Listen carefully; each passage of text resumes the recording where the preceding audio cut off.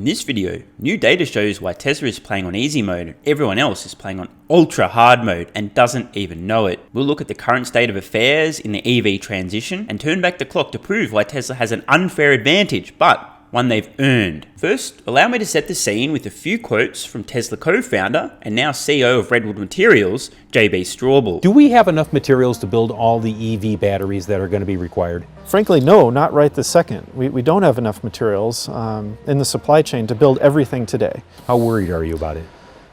Well, I am pretty worried. I've never understood how all these car makers are going to fulfill all their promises for EV vehicles and the demand that they're talking about seeing. Are there automakers out there today that are announcing EV production promises that have zero hope of fulfilling those promises? I think it's going to be quite challenging for a lot of the automakers kind of coming into this a bit late. The market is making a dramatic shift. The demand shift toward EVs is phenomenal to see. It's inspiring to see. But securing enough supply of both batteries and all the components that go into them is going to be quite challenging. I think we may see a version of the semiconductor shortage, kind of a 2.0 version of that coming in a few years as so many new automakers ramp up their EV production. I still am amazed though at how much skepticism there was. Even after delivering those, I imagined that people would see this and they'd say, oh, okay, clearly this is the future. This is all going to work. All the car companies are going to copy this immediately. Yeah. And, we'll have to go really fast, figure out how we can carve out a niche. And it just didn't happen. Is there going to be a shortage, you think? Is that a potential risk here that more people will want cars than we can actually make battery packs for? We already see a shortage, basically. I think, truth be told, this whole thing could be ramping up even faster if there was, a full balance across the whole supply chain. So many different OEMs, countries, factories, customers are leaping into EVs, making these huge announcements, saying they'll be fully electric in their fleet, this decade or next. They haven't, I think, really done the math fully, what that entails in the supply chain and tracing it all the way back, literally all the way back to the mines. You need to do that or else, it's not you haven't really fully solved it. And, it has the feeling to me of kind of a giant overbooked flight. All these people are like, oh, this is great. Like, we're going to go to that new place. We all want to go there. It looks great. Sweet. Yeah. Let's all get on the plane and go. And, everybody's saying they want to go there at the same time. Right.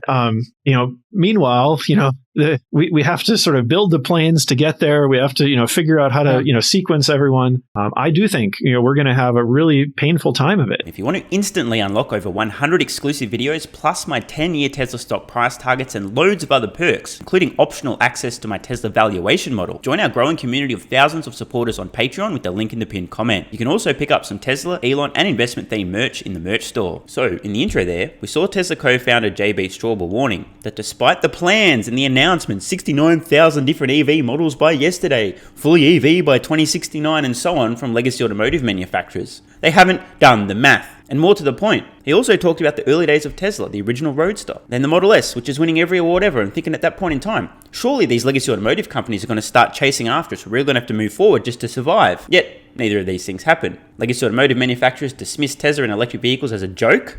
Who's laughing now? And today, despite their ridiculous plans, they haven't actually done the math. In the intro to this video, I explained that Tesla is playing on easy mode and everyone else is playing on ultra hard mode. Half of them don't even realize it. Allow me to explain why. Here we are over on Doomberg. Quote, lithium smashes new record as supply struggles to feed EV growth. Those comments from JB Straubel appear to be aging rather well.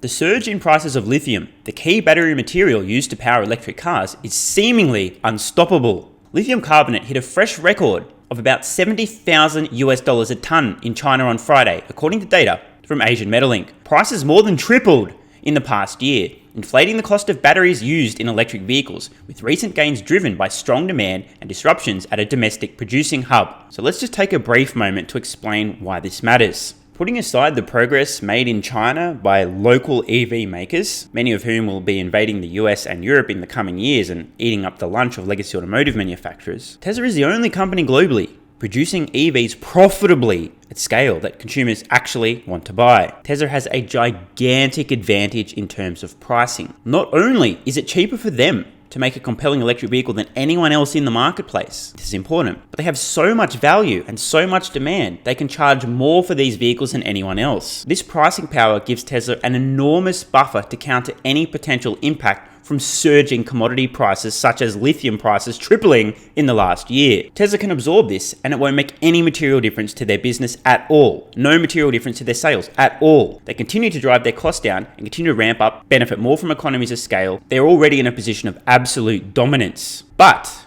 legacy automotive manufacturers, who JB Straubel thought would go, EVs, yeah, we better catch up to Tesla, and then probably put Tesla out of business, instead, for inexplicable reasons, decided to ignore EVs completely and ignore Tesla and not do the math, not even think. And now these unfortunate companies find themselves playing the game on ultra hard mode against the company Tesla, who are playing on easy as fuck mode. Let me explain. We talked about these ridiculous margins that Tesla has and the pricing power. This means they're effectively immune to surging prices. Even if the price of lithium 10x's, it won't make a meaningful impact on Tesla. If you're a legacy automotive manufacturer or a new EV startup, we're just going to focus on the legacy companies. And as JB points out, you haven't really done the math. You haven't really thought to yourself, if these EVs are actually happening and everyone's making EVs, then is it possible the price of the materials going in the batteries is going to surge, meaning our costs are going to be a lot higher than they would have been otherwise? Yes, most people in the general public, in fact, most stock investors don't understand the difference between how much it costs to produce a compelling electric vehicle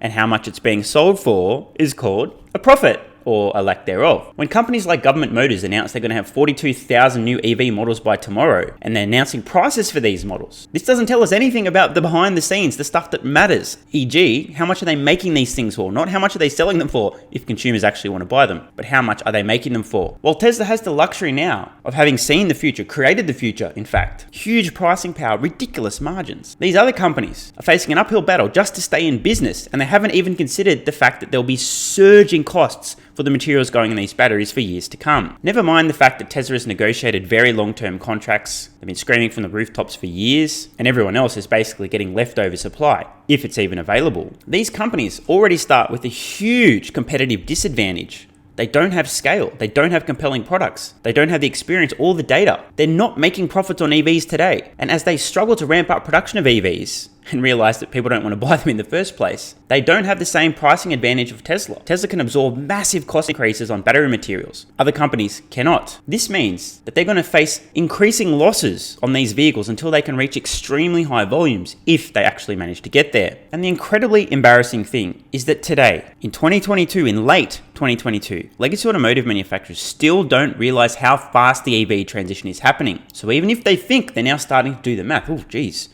these material prices might go up a little bit because XYZ number of EVs will be produced in the future, they're massively underestimating this. These companies are not fully accounting for the massive surge in prices over the next few years. Even if they think they are, they're massively underestimating. And this goes back to the point about Tesla playing on easy mode and everyone else is on ultra hard mode. Most of them don't even realize they're playing on ultra hard mode. Continuing on. Consumer support for new energy vehicles has been gathering pace amid a global transition away from fossil fuels. The China Passenger Car Association has raised its forecast for sales of, imagine that, more experts, more analysts, more folks predicting an accelerated EV demand. It's happening even faster than our previous prediction. Spoiler alert, this is going to be the theme of the decade. Automotive manufacturers, forecasters, everybody, the transition's happening faster than we thought. We're increasing our estimates. But then a few months, quarters, or even years later, wow, our recently increased estimates were actually too bearish. It's happening even faster than we thought. And you know it's going to happen a few quarters or years after that. The same fucking thing. Everyone is massively underestimating how quickly this transition happens. I've been predicting this for years. It's going to keep happening. Just like analysts keep underestimating Tesla growth in terms of deliveries, production, profits, and so on, the same thing is happening with the EV transition. People who I believe are making reasonable and accurate predictions about how quickly the transition happens are literally getting laughed off the internet. But they're going to be the ones laughing in a few years' time. The China Passenger Car Association has raised its forecast for sales of EVs to a record 6 million this year, double the total in 2021. That's called exponential growth. While battery usage in the nation is expected to almost double, according to Bloomberg Intelligence. Meanwhile, a power crunch during August in Sichuan province, home to more than 1/5 of China's lithium production, caused 2 weeks of electricity cuts, hampering supply in an already squeezed market. Quote, EV production and sales have held steady in recent months. There are concerns over whether China's power crisis could return this winter when demand for heating rises. Quote, this could lead to new power shortages and hit lithium operations. Record-making gains. EV battery boom catapults lithium prices to a record in China. What we're looking at here, global electric vehicle sales. Notice what appears to be an absolute surge in sales starting in late 2019, early 2020. Many people were surprised. Many linear thinkers, that is. which, to be honest, is most human beings. We're not really good at comprehending exponentials. If you were to overlay a trend line on this, it would be a perfect exponential curve. And what do you know? China lithium carbonate prices following a very similar trend. Who could possibly have seen this coming? Definitely not JB Straubel or Tesla. China held a meeting to review developments on Thursday and asked the top companies to help stabilize prices. Man, yeah. In China, when the government tells you need to do something as a business or a citizen, it's best to comply. Producers should not collude on pricing and not quote prices that deviate a lot from costs, it said. The government will take steps to encourage exploration, stabilize imports, and promote recycling, it added. On Thursday, the world's number 2 lithium producer predicted, quote, a very tight market in the years ahead. SQM sees, quote, slightly higher prices this quarter from the previous 3 months and expects prices to stay at similar levels in the fourth quarter, according to a presentation to investors in New York. Battery makers and the automobile industry have been rushing to lock in reliable and stable supplies of lithium. Better late than never, but only just. Still, the raw material price hikes are likely to stoke inflation concerns and add cost pressures to the supply chain. A battery making unit of China's top producer, Ganfeng Lithium Co., told customers last week that prices for new orders would be reassessed amid a substantial hike in power cell costs. So, key points. 1. Wouldn't it be nice to have been a company who had the vision and the awareness to realize the EV transition was happening, to lock in as many ultra long-term supply contracts of all the critical materials possible? If only such a company had existed, they would have done exactly that, and they'd be called Tesla. Such a company would have incredible competitive advantages in this transition to EVs. In fact, they'd have an unfair advantage. They'd really be playing on easy mode while everyone else was playing on ultra hard mode. And should any companies exist who haven't actually done the math on A, how fast the EV transition is happening, and B, the costs associated with that transition and the inevitable supply crunch in critical materials. Now, as promised, we're going to wind the clock back for some very important context. The short story here is simple. Just because a legacy automotive company today tells us of their plans, their goals, their intent to sell X number of vehicles in the future, to produce X number of vehicles, to have this many models of EV, and therefore they're going to catch up and or overtake Tesla at X point in time, does not mean a fucking thing. We're over on the Forbes website. This article from more than 6 years ago. Don't be fooled, it's highly relevant. Quote, VW to unleash 20 EVs by 2020 as Dieselgate turns into Tesla's tar baby. For anyone wondering, quote, in modern usage, tar baby refers to a problematic situation that is only aggravated by additional involvement with it. This was written by Bertel Schmidt, if I recall correctly, has said some catastrophically moronic things about electric vehicles and Tesla in particular on Twitter. Or maybe I hallucinated that, and I do just want to emphasize. This article, more than 6 years old. Let me ask you a question just to set the scene and provide some context. How many people watching this video have owned Tesla for more than 6 years? Let me know in the comments below. I count myself among them, but I think I'm in the minority. The point, this was a long time ago. More than half a decade, in fact. Yesterday, Volkswagen congregated 20,000 workers in the huge brick-clad whatever the fuck, who cares what it's called, in Wolfsburg, Germany. The closed-door meeting was called to give the workers a glimpse of the future their company is heading into. The workers were told that with more than a little blood, sweat and tears, their leaders will take them into a bright future, if only because large parts of that future will be electrified. By 2020, little more than 3 years from now, the Volkswagen brand alone wants to have 20 new electric vehicles in the market, workers were told. What was said in the meeting carries a little more weight than the disposable tweets by Elon Musk. Workers strike when they are lied to. VW is not the only car maker to suddenly go electric, and the still limited market for EVs is going to be very crowded and rowdy in no time at all. Tesla's mission of, quote, bringing compelling mass market electric cars to market as soon as possible is about to be accomplished much sooner than thought. Not by Tesla, however, but by those stodgy legacy automakers. Just like to provide a gentle round of applause here for Bertel. Good call, mate. Nailed it. Endangered by the Dieselgate fallout, they don't have any other choice than to turn on the electricity. The announcement is a huge wake-up call for the industry. Volkswagen will be the world's largest car maker this year. It already dominates Europe and China. Its 20 EVs by 2020 will compete with many more. Originally, Audi wanted to have 3 EVs by 2020. Let's move ahead a little bit. Daimler was said to plan more than 6 new EVs in the next 6 years. BMW plans, quote, to equip a number of cars of current model series with electric powertrains, German media reported this week. There probably isn't a single European OEM that is not ditching old model plans to make room for a sudden onslaught of electrified cars. With a heavy heart, BMW's whole management board, quote, is skipping the Paris Motor Show to hold talks aimed at breaking a deadlock over whether to produce new electric cars, including a battery-powered Mini. With Volkswagen's announcement of 20 EVs by 2020, consider that deadlock to be broken. In the C-suites of European European automakers rages a war of two camps, and Tesla looks more and more lost between the fronts.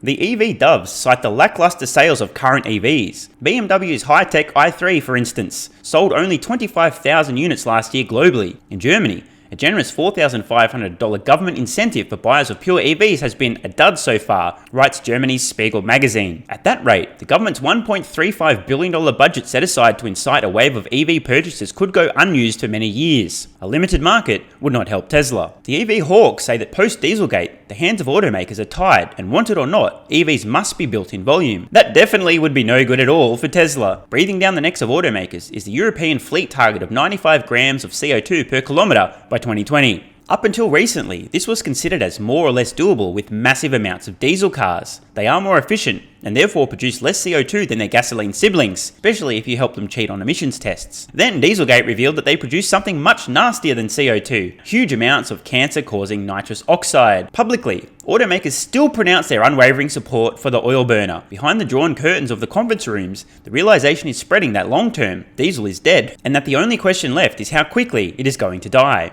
Nothing changes the purchasing habits of the German car buyer faster than the fear of a Fahrerbot, the forced shutdown of the beloved automobile. The buyer's reaction was not long in coming. Skipping ahead a little bit, the whole point here, looks like the diesel car is about to die. Next minute, is anyone even talking about diesel cars anymore in 2022? I don't think so. The long and the short of it is that car makers have realized that the days of diesel are counted and that we are at the beginning of a mad rush to EVs by the very European automakers who until now mostly rejected the true faith of electrification. This is worth taking a moment to just discuss. More than 6 years later, after this article explained, well, Tesla's in big trouble. If everyone goes to electric vehicle, they're kind of f***ed. That's a bad problem. It hasn't really played out that way, has it? Now, the point I want to underscore here is that more than 6 years ago, we knew that European automotive manufacturers, VW, BMW, Audi, Mercedes, and so on, the whole lot, were moving toward electric. Not necessarily because they realized the market was ready, but because of tough emission standards. And here's the punchline. More than 6 years later, they still haven't done shit. Now, yes, VW have done reasonably well at ramping up their EV production. They're not quite at Tesla levels yet, but their vehicles are a joke. The only reason people are buying VW electric vehicles is because they're brand loyalists. They're willing to buy a piece of garbage because I'm a VW person. I just want to buy a VW. I like VW. And hey, there's nothing wrong with that. If you want a worse product, go for your fucking life. But Tesla still remains today, more than 6 years after this article was written, in a truly dominant position. And here's the point. If you hear a legacy automotive manufacturer today telling you about their plans for X amount of EVs in the future, and then you hear some dolt claiming this is a problem for Tesla, just remember, 6.5 years ago, we're reading shit like this, and they've made almost zero progress toward their previously stated goals, more than half a decade ago. And now here's where the article gets truly embarrassing. Any notions that OEMs are hobbled by their sunk cost and that they only play along half-heartedly with a few compliance cars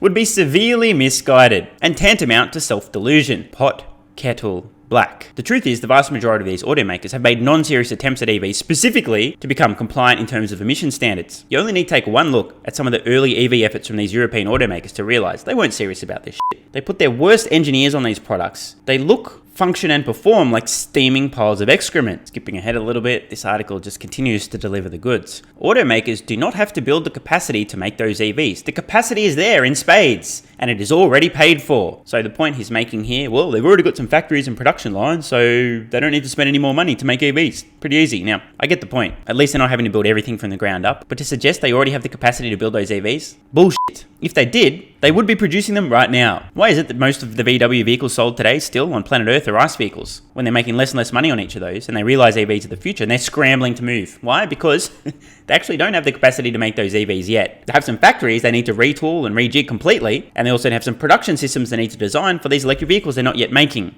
Another ironic line. Production may be hard for Elon Musk. I think you mean Tesla, Bertel. This isn't personal, is it? Elon Musk doesn't make electric vehicles. Tesla does. Production may be hard for Tesla. Established car makers have had more than 100 years to get production down pat, which is exactly why they've already caught up to Tesla and EV volumes. Despite all the bravado that a rising tide of EVs is good for everyone, the above is extremely bad news for Tesla. Automakers are forced to take EVs mainstream, and Tesla loses the cozy market niche it so far could occupy with little resistance. Again, I just have to underscore, more than 6 years later, is Tesla still in an absolutely dominant position in terms of EVs? Yes. But remember, the competition is coming. With everybody making electric vehicles all in a sudden, Tesla becomes a very small fish in a still volume-constrained tank filled with very hungry sharks with big teeth and no brains. and they will happily devour the impertinent startup. You may eat their own tail. With Dieselgate, quote, "The time has come to move to a new generation of technology," Elon Musk told a room full of European reporters last year. He was right.